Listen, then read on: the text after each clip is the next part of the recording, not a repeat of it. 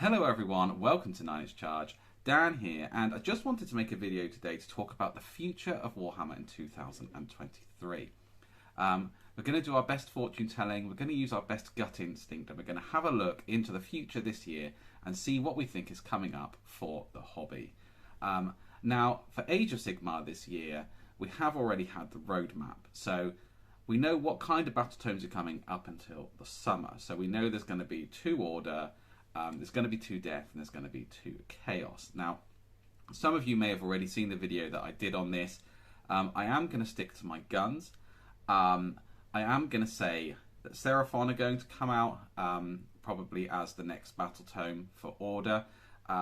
Those of you, you may have already seen that they did a video, what does 2023 look like for Warhammer Age of Sigmar, and there was a video with a dinosaur riding a dinosaur on it, so that was really cool and got me quite excited. And there was a Saurus warrior in there. So we know Seraphon are a book that have yet to be done this edition. We've seen this tease, so I think that's pretty much a no-brainer. Yeah, so that would be really cool. And the other book that hasn't been done, the other 2 that haven't been done are Kharadron Overlords and Cities of Sigmar. And I did say the other one would be Kharadron Overlords, probably in the summer. And the reason that I said this was because I felt the Dawnbringer Crusades were quite far away. But a new rumour has come out saying that this Dawnbringer Crusades book is closer than we think. So maybe that might change a little bit. We'll just have to wait and see. But I'll tell you what I think kind of towards the end of the video once we've gotten through the summer and on a bit. So I also said that I thought that the Chaos Battle Tomes would be Hedonites of Slaanesh and Blades of Khorne. Again, just because these are the ones that haven't been done yet, so I think that makes quite a lot of sense. So we'll see these in the spring as well. And the Death Battle Tomes, I think, will be Flesh Eater Courts and Ossiarch Bone Reapers.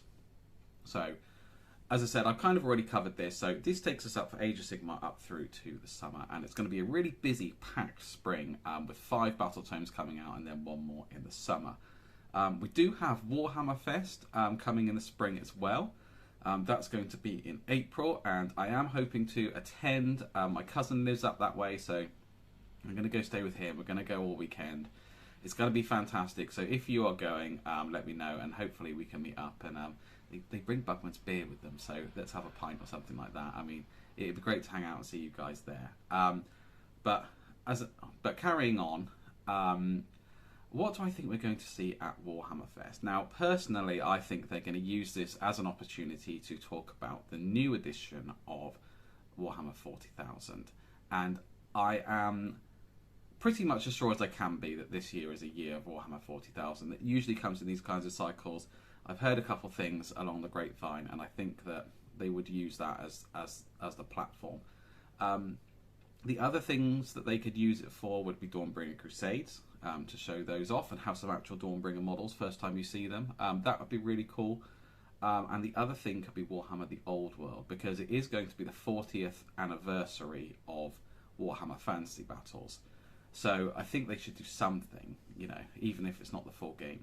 So I think we'll have, a very busy Age of Sigmar period up until kind of spring, summer. Then I think 40k will take over. Tom's telling me that he thinks it's going to be something big for the Blood Angels, which would be great for him because he absolutely loves the Blood Angels. I'm not convinced that Sanguinius is going to come back, but goodness me, if he did, I think we just lose Tom for about a year or 2. So maybe, hopefully, he doesn't come back. And then what I originally thought was, before this rumour came out that Dawnbringers were closer than we expect, was that book would come out at the end of the year, around the year off, to give you plenty of time for the new edition of 40k. And then what they would kind of do is, at the end of the year, they would say, Dawnbringer Crusades is coming out. Unfortunately, these models, you know, it's rumoured to be the Wanderer models and a couple of others, aren't going to be part of the range anymore for Age of Sigmar. However, you will be able to use them in the upcoming Old World game and then do a big reveal, and we'd be like, whoa, Old World, and we can still use our models, and get really excited about that. So that's how I would see the year going. Now, I'm quite happy to be proved wrong. There's always things around the corner and stuff like that. I don't really have any predictions for the smaller games, for Warcry or for Underworlds. I would say that Warcry, I'm really pleased it's away from the core 8 points. I'm really pleased to see the setting in the Gnarlwood. I'd like to see a new setting. And for Underworld, I always say this, I just want to see some Shadowy Elves. I mean, it's been long enough now that even if Games Workshop didn't have any intention of making them, people talking about them and getting excited about them and the internet kind of rumouring along about them, they've had time to make them now. So I would hope that this year we might see some. And, you know, even if they do something like the Kanothi, where actually it doesn't manifest itself in a battle tome straight away, but we know that they exist somewhere, I think it would be cool just to have a little glimpse of Malarian. So that's what I think the year looks like. But let me know in the comments what you think the year looks like. I'm really interested to know what your speculation is and what you think is coming around the corner for us. Do you think there'll be anything really big this year? Do you think there'll be anything out of left field this year?